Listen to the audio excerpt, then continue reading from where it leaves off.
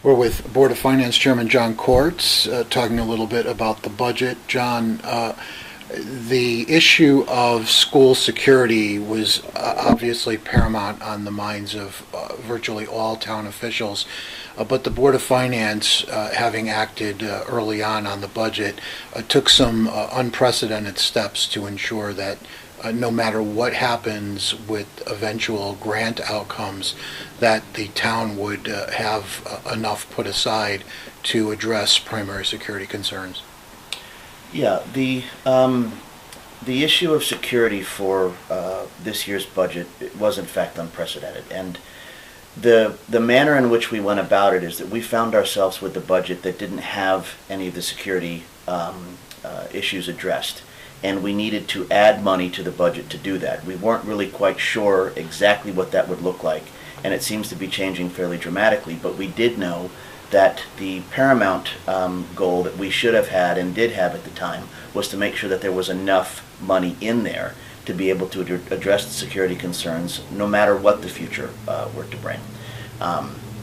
And in doing so, we added enough money to accommodate that. Further action by the council reduced it slightly for prudent reasons, but the bottom line is that we needed to add it at that point.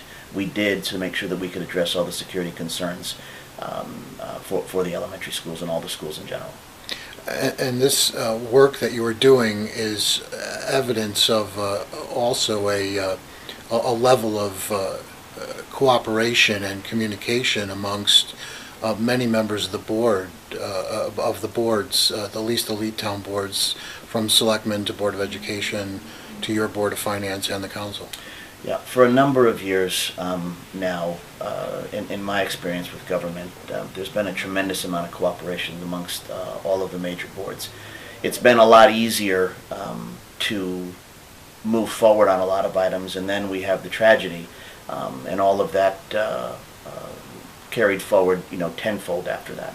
But to answer your question specifically, or your point specifically, the amount of working together between the council, Board of Finance, Board of Education, Board of Selectmen has been absolutely nothing short of remarkable. And in terms of other issues that are of paramount concern going into this third round Board of Education budget is a boost in the amount of money that is currently being allocated for building maintenance and technology. This is something that your board obviously took up early on in the process and voted to move on through to the first referendum. Yeah, there's no doubt that times have been really, really difficult for everybody in town. One of the things that we tried to address a little bit differently, or at least recommended that the Board of Education consider, which I think is their game plan as we speak, is that a lot of the investment in technology and the maintenance in our buildings has been scaled back dramatically and postponed dramatically.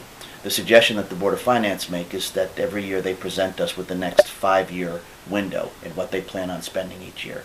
And we actually made a suggestion that they take that 5-year number and kind of divide it by 5 and do a little bit each year, not all like what the town has been doing for the last 4 years, because those issues do need to be addressed. You do need to take care of your buildings. You do need to replace the technology. And we believe, and in concert and working with the Board of Education, that can be attained by doing those small amounts each and every year over the next 5 years. But the important part is that the budget where it stands now is in jeopardy of not allowing that to go forward.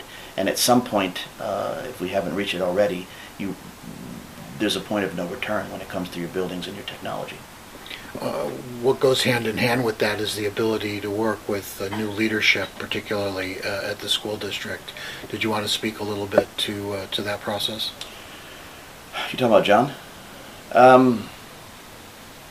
Well, I've been fortunate enough to have a really good relationship and working relationship with John Beck when he was the superintendent. And he made a comment about the fact that it's not necessarily how much money you have, it's how you spend the money that you do have. And I couldn't agree more. It's been a mantra for the Board of Finance for, since we started. And I have a tremendous amount of confidence in John and being able to steer us in the right direction, make difficult decisions, but most importantly, be able to sit down at the table and discuss the pushes and pulls that go on in a budget, and that's how you solve problems. And I have a tremendous amount of confidence in John in being able to show us the right way. Any message for the voters?